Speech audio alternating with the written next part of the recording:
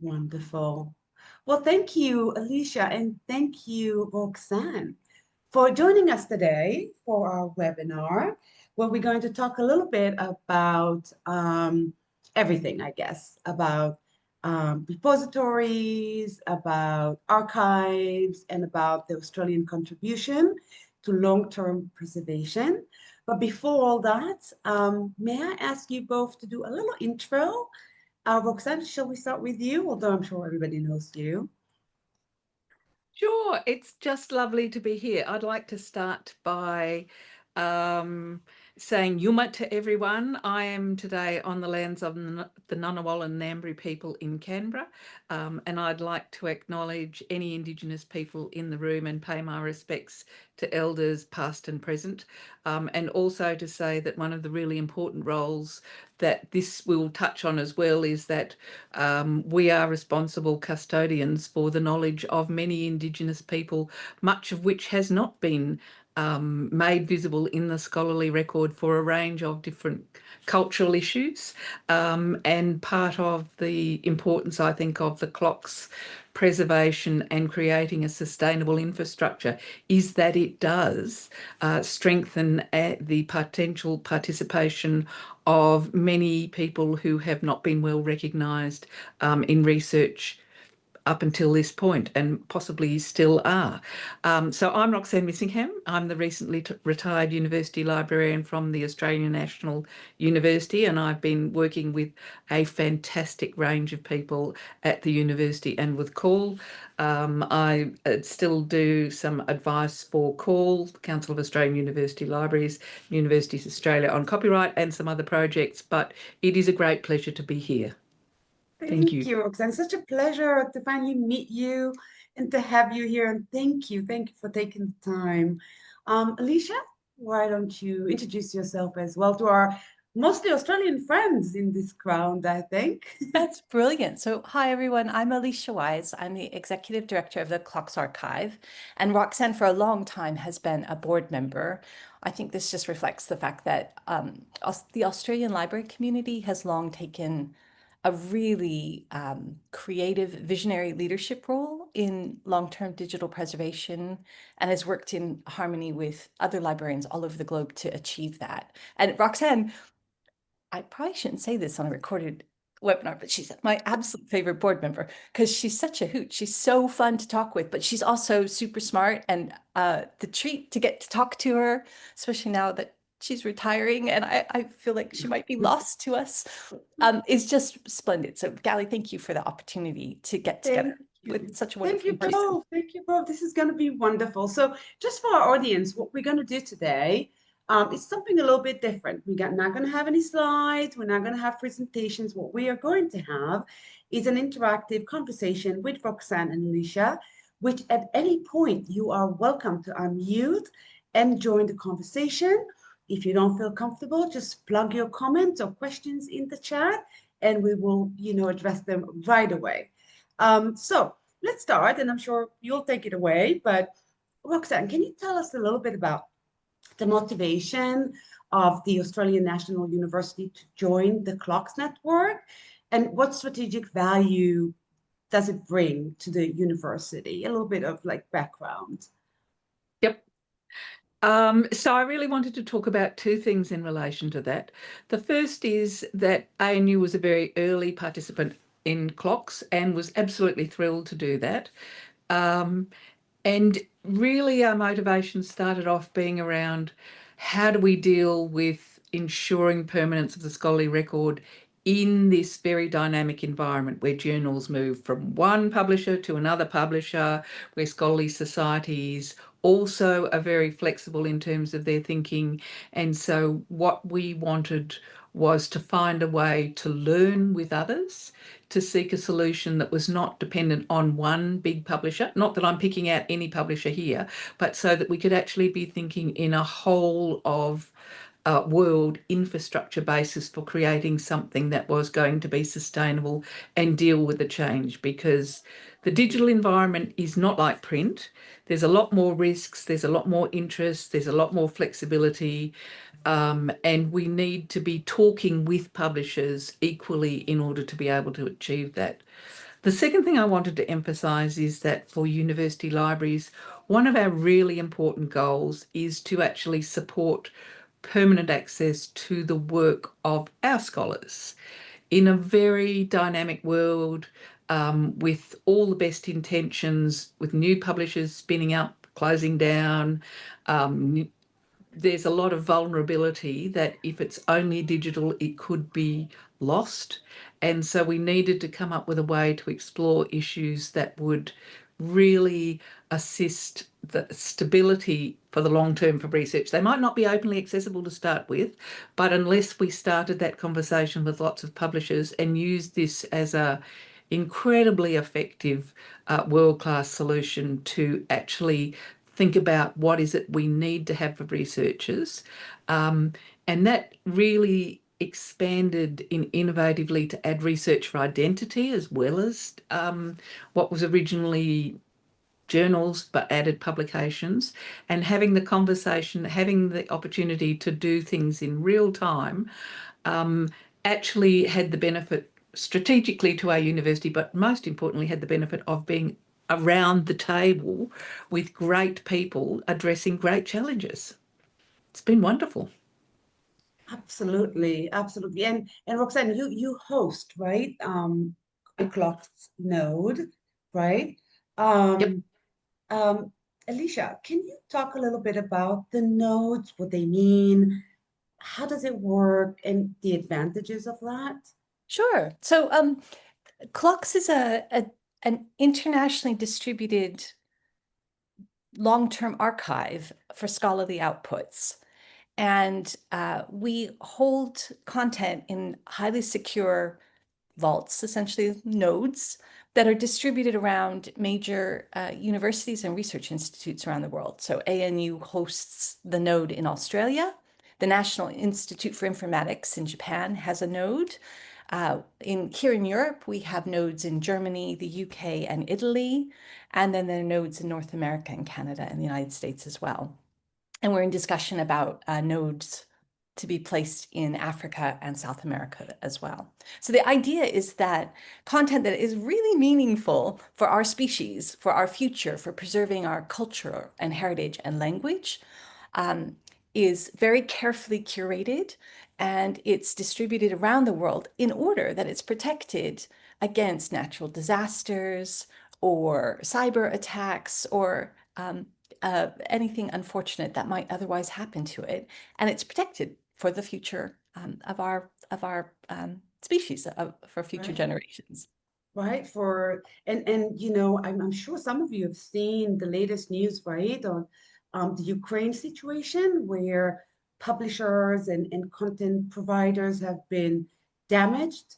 And so we see that every day, right? The effects of conflict zone or natural disasters and so forth, right? So Roxanne, when you and the university decided, okay, we're gonna host a hub for this content in Australia, can you tell us a little bit about the conversations you had with your stakeholders?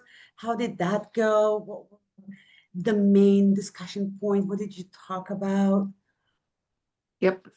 So a lot of it was the sort of strategic role. We are the only national university in Australia, the only Commonwealth university. The rest are state or private or territory.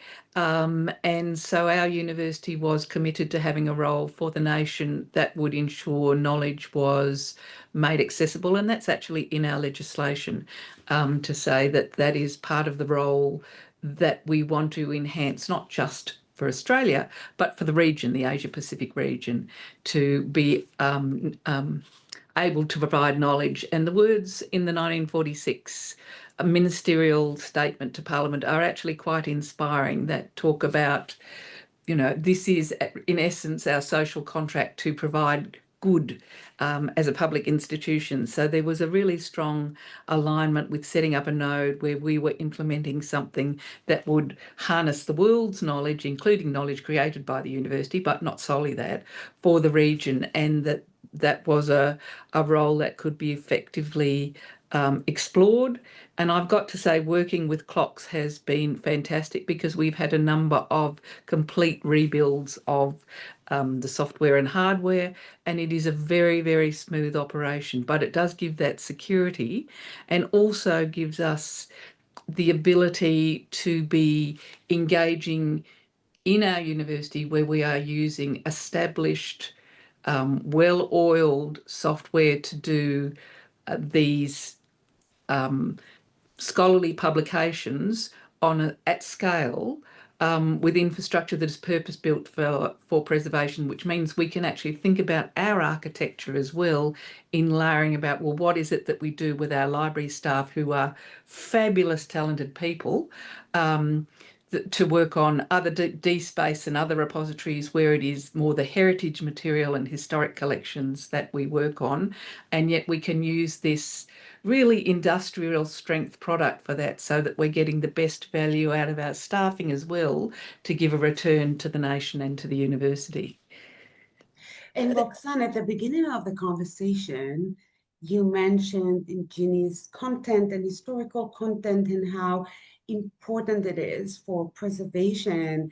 Could you and Alicia elaborate a little bit on this issue about preserving heritage, languages, culture, and how you see this as a goal, as a mission, and what, you know, what the actions are, or what people in the audience should know?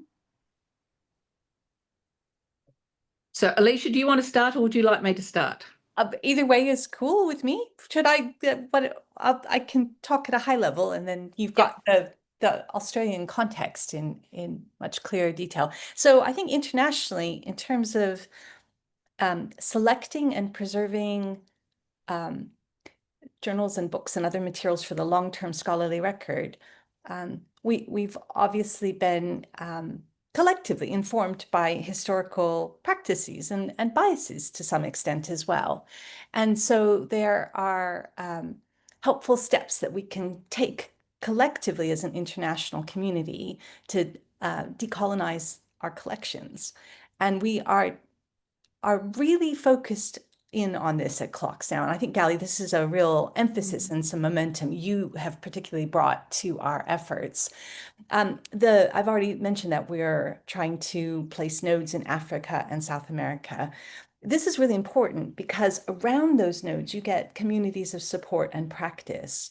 And we would like to see more content coming into the International Archive and being preserved long-term as part of the scholarly record in more languages, African languages, more Spanish materials.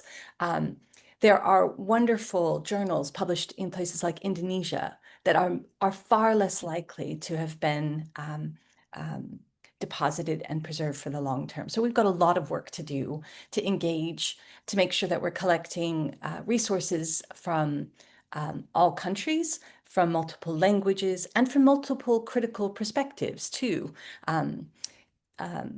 LGBT perspectives, African-American critiques of American history, and so forth. And maybe this is a good time to turn over to you, Roxanne, to learn more about what's happening in Australia. Yes, there are a number of really interesting threads here. One of the, I think, if you like, unsung heroes of the role of CLOCKSS has been that the barriers for creating digital preservation have been the huge cost of individually buying software and implementing it. And if you are a smallish to medium publisher, and we've talked a lot about this on the board, and so say you're like a Federation Press in Australia or Black Ink, and you're producing really important focused research, particularly on Indigenous Australia, you're not going to have $1 million to spend on a preservation system, and you shouldn't be doing that. Instead, what CLOCKSS sees its role is to create sustainable solutions that are able to automatically do two things that are incredibly important for these publishers: provide the digital infrastructure for proper preservation, which is no small task, and secondly, also provide a means for control of that.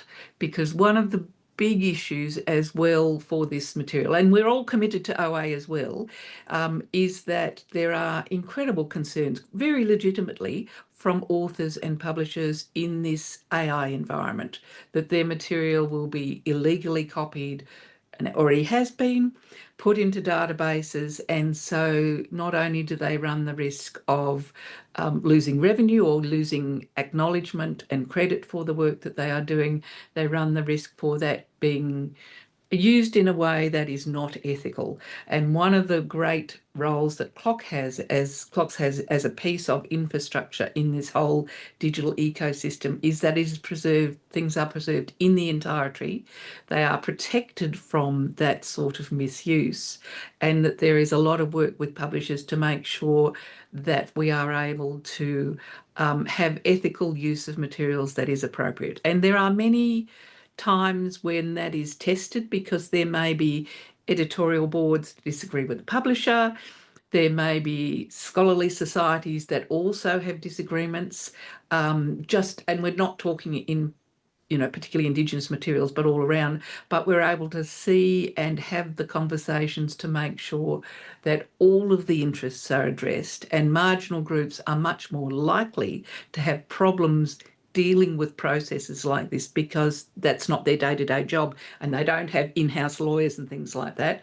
But CLOCKSS allows us to test and carefully work through these issues to make sure that not just we preserve, but we actually ethically work through those issues of access and relationships that are able to, demonstrate what's in our hearts about making sure that this bibliodiverse material is treasured and able to be accessible in the contexts that are appropriate. If that Right. Oh, helps. that's so beautiful. That language that you use, Roxanne, I just admire that. And it's exactly right. And this loops us back, if Gally, if I may, just to Yeah, the absolutely. Yeah. software for a moment, which is worth shouting about. Um, the the open source digital preservation software we use was developed by librarians and computer scientists at Stanford University. And it's freely available for any library or archive anywhere in the world to use. And CLOCKSS makes a sustaining financial contribution to the upkeep of that software, which means that it's available for local and national and regional and international use in archives around the world. I think that's really important, because the local knowledge and context about what is important to collect and what's worth preserving for the long term is absolutely critical. And so CLOCKSS, an international service, it's our deep integration with real practicing library and publishing communities that actually, I think, enables us to be relevant and to stay relevant. So people like Roxanne and their vision, and their network of colleagues in their countries, in their regions, are absolutely stupendous and international treasures of their own sort. Yes. Right. So that brings me to another issue or topic that I really would like your perspective on, which is the role of the library in preservation, the role of librarians, their knowledge and expertise. Can you talk a little bit about how librarians can be stewards of these efforts, either locally, national level, regional level? Roxanne, I think you're a great example of that. So I think fundamentally librarians come from a two-part view, that we are actually the custodians of knowledge, which we treasure. We've developed those collections over hundreds, if not thousands of years. But we're also committed to providing access, ethical access. And so the real focus on quality metadata and management of those collections is important. And actually, CLOCKSS is one of those few pieces of infrastructure that really builds and actually creates even more valuable metadata for libraries that we probably don't harness quite enough.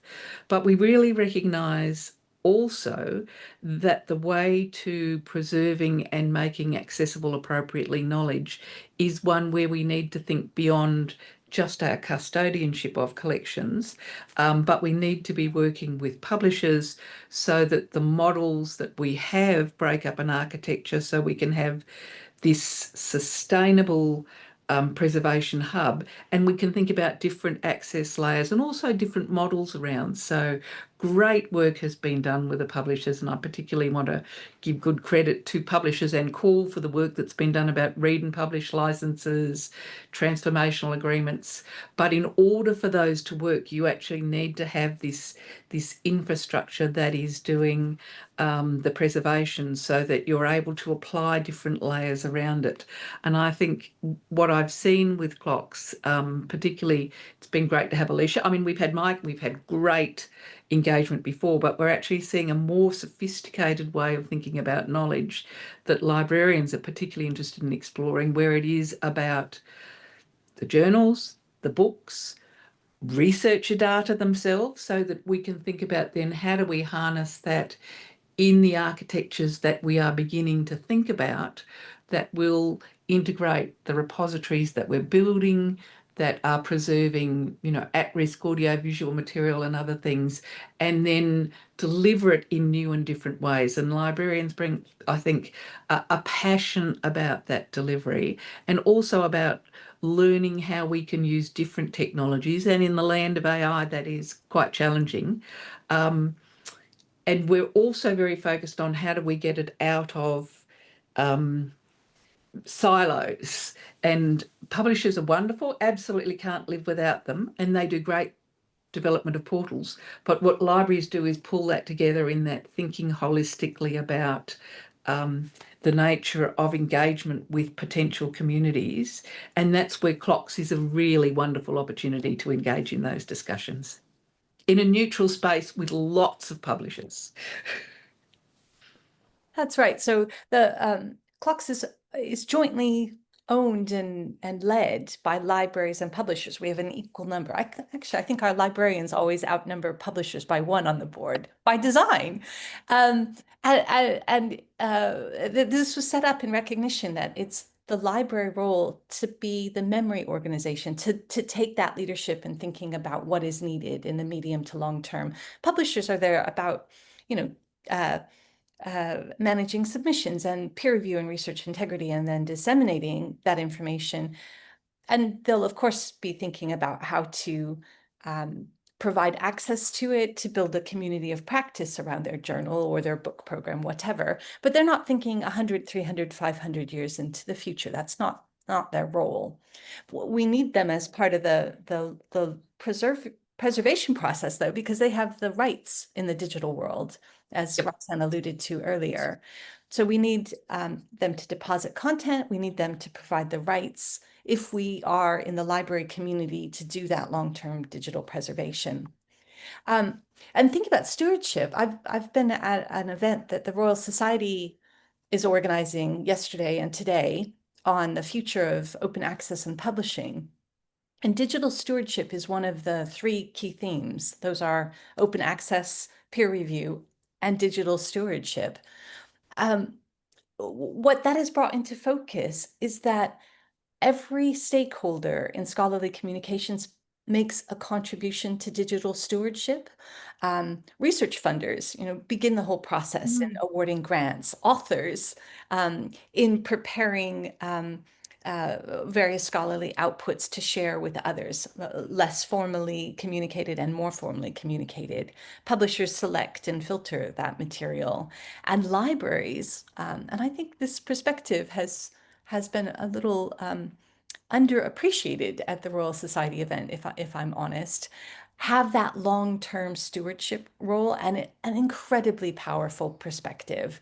So I was really proud to see Danny Kingsley from Australia up there on the podium flying the flag and making it really clear that libraries are selecting material that's important for the long term and making it available and then curating it and doing that long-term digital stewardship. And so I'm sure we have some librarians with us today. Alicia, can we talk a little bit about what we're doing to reach out to librarians these days? We started a new pilot where we would like to reach out to librarians and encourage them to preserve their content? Yeah, the changing role of librarians not only in collecting material, but in stewarding the outputs of the scholars on their own campuses is really important. And so we're looking at creative ways that we can work with libraries to support, particularly the preservation of diamond open access journals that are being published by library presses or by scholars on your campuses. They're often little journals or book publishing programs that are perhaps initially invisible to the library. So we're inviting you to get your torch and go looking for them and find them and then help connect us. So any libraries that are part of the CLOCKSS community, if you have Diamond open access journals on your campus, we're doing a pilot to ingest and preserve those at no additional cost. And we think this is a win-win-win. It adds value to a library's support for the CLOCKSS archive, which has always been sort of altruistic, but this makes it a tangible kind of connection and relationship. But it also means it brings you potentially closer to scholars on your campuses who are interested in publishing and who could probably benefit from library guidance and support as they continue that journey on. So if any of you who are listening have local publishing efforts and you want to have a talk, reach out to me or Gally, and we're happy to do that. Absolutely. There's another topic I wanted both of you to address, and that's the slight confusion between a repository, a backup, and an archive, right? Roxanne is smiling because she's probably been through that, right? So I'm sure we have librarians out there that have a repository, and maybe, the thought is, oh yeah, we have a repository, we back it up. Roxanne, can you talk about, from your perspective, the difference there and why, you and your colleagues realize, no, we need backup is not enough, or repository. We need to, preserve our content. Yep. So in libraries, we have to use a huge range of different systems, some of which connect seamlessly and it's very clear what the different roles are with, and some of it appears to be duplication. I think in terms of sitting down and thinking individually in our libraries about the architecture, it's one of the most important things that we need to do to sort of differentiate access layers from content management and ingest layers, from reporting layers, and from a digital preservation system. So most of us will have a library catalogue. Most of us will have a resource sharing system. Most of us will have a digital content management system, which could be archive space, could be DSpace, where we're taking content in some way and we're managing it so that it can then link into other access layers or just be managed so that we can do the reporting on what we're using. Digital preservation is a lot more complex, and technical systems, when I introduced ParlInfo at the Commonwealth Parliament and we digitised Hansard happily back to the beginning of Parliament, we introduced actually an Australian one, and I'm just using this as an example, where we had a master slave outside and a master slave inside, and continuously all of the documents, and it was mostly XML, though some PDFs, were checked for quality so that we could make sure that we were actually delivering to the nation its democratic heritage. And that is the style of approach for preservation, where you're actually doing a whole lot of management to ensure that the documents themselves have integrity and a long-term life. What we're doing in places like DSpace is we're actually taking content in, we're making sure that it has a little bit of integrity but not too much, and we're doing that access and reporting with whatever strengths each system has. And then with Alma and with other products, we are actually doing the access layers. And often duplicating the metadata and with the links into the storage systems, but they all have different roles. And it's actually, I must pull out, University of California, Berkeley did a fabulous diagram of all of the different systems you had to have in order for user authentication and access, collection, access management and federated search, access management and search of your original materials, plus all of the integration for workflows around digitisation, digital storage and content management, and then preservation. And it's a beautiful, complex system, which at times drives us a bit crazy and is often very hard to explain to the people who we want to fund us. But actually means that we need to continue to think about what can we use from the world to do the things that the world can do best, and then how do we need to just tailor and integrate the systems that we're running to make sure that we're having the best possible solution for our clients and for the purposes that we have to fulfill. That's I hope that brilliant. helps. Yeah. And thinking about the functions of backup and preservation in that ecosystem, is really tricky because the tools and the platforms, the repository software or other software used for each of those functions may differ between libraries. So it's kind of complex. Gally and I are always finding our way into a conversation with a librarian to try to understand that local context to make connections. But I guess at a high level, backups are things you need. They're snapshots that you can quickly use to restore content if it's lost. But a preservation system, it's much more consciously managing your content to ensure that it stays precisely as it was when it was deposited with the right metadata.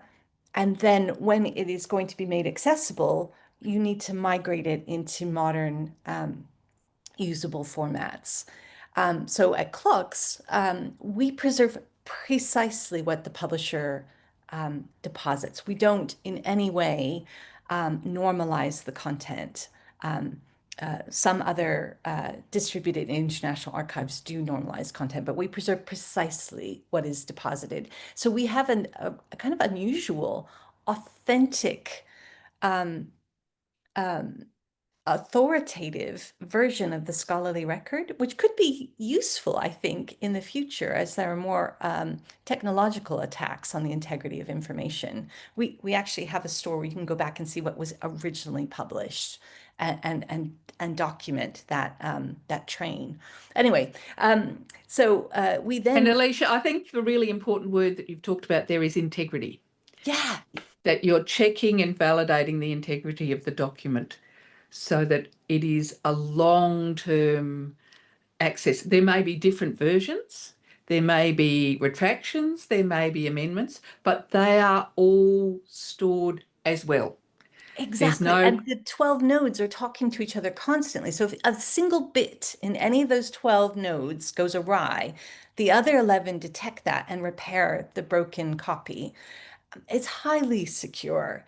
And then the expertise that's built up as well about how to evolve the content when it comes out of the archive and is made accessible because a publisher has gone out of business, for example, is so powerful. And there, I think we could tap into international library expertise as well. Roxanne, I was going to bounce this off of you.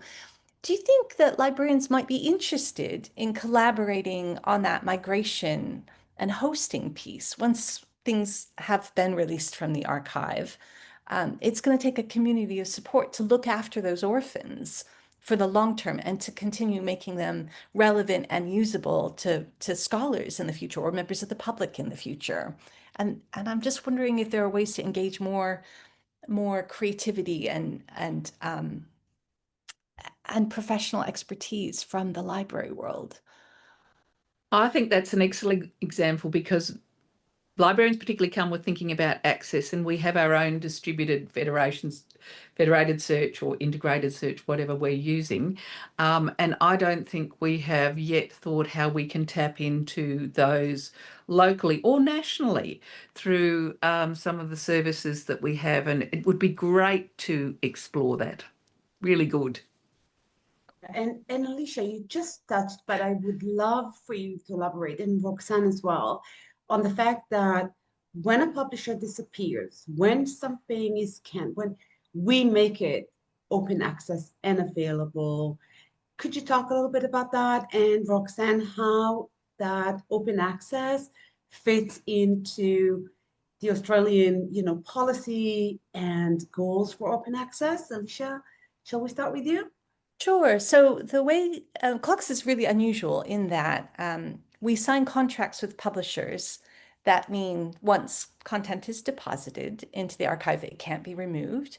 And should the publisher ever disappear, go out of business, or just remove the content from the web, we have the rights to bring it out of the archive and to disseminate it under an open access license. So I think we're unique. I can't think of any other open infrastructure services that are a pathway for paywalled content to become open access and enter the public domain in this way. So that's it's really helpful. We also preserve open access content, but again, it's private. We hold it back. We don't make it accessible ourselves unless the publisher stops doing so, in order that we're not interfering with their normal activities and their own business models and so forth. Yep. The other thing I'd add to that is I think some of the really important work that CLOCKSS did last year was actually look at what the vulnerabilities were. So how many things literally disappeared. And it's terrifying, really, truly, the amount of scholarly content that is vulnerable. And if we are, I think, as we evolve to the next stage, particularly thinking about some of the political changes that are happening around the world, if we frame some of those challenges with librarians helping in areas of vulnerability, then that may give us a slightly different approach, because we may have some integrated workflows that would give us a different solution. And the other thing I did want to say as well, that there have been a variety of experiments outside of CLOCKSS to develop some repositories, and I was very interested with the Knowledge Futures announcement in June that they would move away from PubPub. And so they will be, as they say, winding down of some of their key initiatives, because actually that whole process of running if you like, a / part preservation, part repository that is pan supplier, pan content creator is an incredibly complex field. And one of the things that CLOCKSS does is it says that is what we're doing. We're not doing a full access layer for the US and for all sorts of other things. We're not going into the details of copyright. We have our publisher agreements. And so when we're seeing that some of the great experiments, and even the discussion now with Coalition S, that I think having too brave and broad a remit without actually having the stakeholders signed up for solutions means that it's good to do some of those things to experiment, but it means that if we actually take an architectural mindset and say CLOCKSS fundamentally is effective and incredibly cost effective, so if that's a part of the architecture for the scholarly record, what are the other layers we need to build and think about integrating with our national or our local discovery services or supply of information? And I think this year we're seeing more than ever before that sustainability means you really need to have long-term agreed funding models.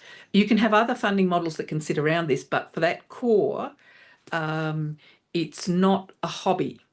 This is a serious business, and CLOCKSS has let us learn a lot of things. And then the question is, what do we need to do in terms of librarians? Well, and work with publishers to say, well, how do we articulate this into a different world as the world is changing around us? Yes, absolutely. Lots of challenges. Yeah. Lots of challenges indeed. And I think Alicia and I have seen the growth in small publishers coming from the Middle East, who are interested in preserving their content. I think in areas where the political environment is unclear, it becomes even more important for preservation. And Alicia, could you tell the audience a little bit about, I think Roxanne touched on the integrity part, and I think we are preserving eLife and all the versions. Oh, yeah, Yeah, and I think, that's talk good. about integrity and versions. Alicia, would you like to share? yeah. So as libraries and publishers come up with new innovative models to support scholarly communication, so we have to evolve our collecting and preserving practices. And eLife is a terrific example. Thank you for that, Gally. So just in case that model is unfamiliar, they do post-publication peer review. So the model is if you submit to eLife your journal article, they publish it as a preprint, and then the preprint goes through a peer review process. All of the peer reviews are open. And then as the author, you have the option, but it is an option, to revise the paper again based on those peer review comments. And many do, but not all do. And CLOCKSS is now preserving that entire sequence of scholarly communication, the preprints, the open peer reviews, and a postprint, if there is one. And it's just really exciting to see that scholarly communication is a dynamic process. It's not just a snapshot in time with a PDF at the end. It's much more dynamic than that. Yeah, and I think we all learned during Corona that these process of publishing and peer reviewing and all the way down to the final product is super important to see. And now all of that is preserved for the future. So anyone can see yeah, the process, right? So we're almost at the end of our lovely conversation. Is there anything else, Roxanne, that you would like our audience to learn about or know? I mean, as a steward of preservation in the region? So I think there are really exciting opportunities for libraries as we're changing the actual creation of knowledge. So some of the work that's been done, by call, by others, is more in partnership with authors creating knowledge outside of traditional publishers. And one of the things we haven't yet fully thought through is, well, what is the preservation part of that? So access management, we're probably a bit more developed on because it's either content's open or it's not. But how do we make that step to being responsible in a new and different way for a part of the content creation? It's really interesting to see the effect that AI is having on creators and how concerned they are. And I think there's a whole area of conversations for us in our role as custodians to have. And at the moment, there's just been a lot of emotion. None of the US court cases have given anyone confidence about copyright. And so I think there's probably more balls in the air and probably more of a reason for us to talk to our stakeholders about being able to have, if you like, management regimes around content that is created that will give appropriate protections. Librarians are great talking about open access, and absolutely we all want it, but we actually do want to protect the rights of creators as well, because that's an important role. And while we've all signed on to different parts of Creative Commons licenses, there is actually a role for us to rethink how we are going to take responsibility, not just for the integrity of documents, but for the ethical controls to have around publications to make that work. And in Australia, we have the National e-Deposit Scheme with the State and National Library that does put good controls around the commercial products, but I think there's a new conversation to be held with research products in university around different controls that aren't just about the open access business model, but are actually about how do we support creators and how does a university have a creation model, which may be part publisher, part repository, part something else led by a library. Right. And Alicia, any message from CLOCKSS to our audience today? I guess there are two things. As first off, as scholarly communication evolves and we all figure that out together, there's some basic underlying safety work that needs to happen and is too often invisible. So we know that 75% of journals are preserved in at least one place. Only a tiny fraction are preserved in at least 3 places. So that material is vulnerable. For books, we can't even do the calculation because there isn't international infrastructure to track how many books are published and where they're being preserved. And this is kind of a fundamental building layer for the internet, for the digital world that we need to work on repairing. So if you're inspired by being part of that international effort, come along, join us and be part of the community. That's the first thing.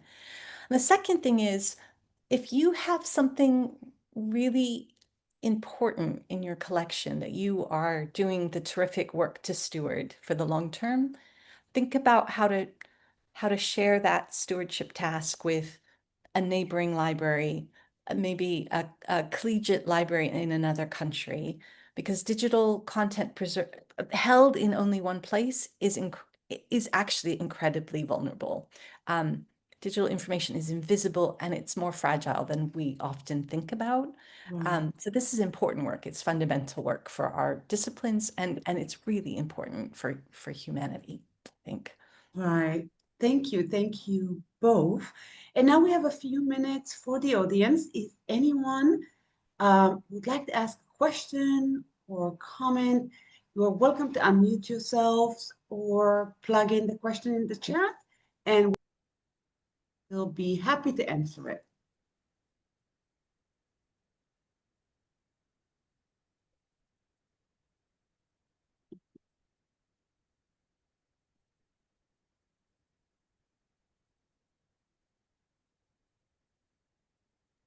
I think you've done a good job. So no one has a question for us. Oh, maybe, hey, if anyone would like to reach us, ask a question, maybe you're interested in a meeting with Alicia and I regarding preservation in your area, in your library, or you're interested in joining us, please write to info@clocks.org.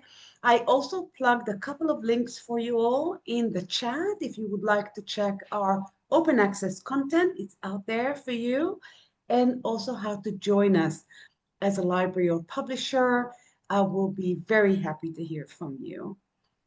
Okay, so thank you, Roxanne, and thank you, Alicia. Thank you for doing this. I think we can stop the recording, and I hope to see you again, Roxanne, soon.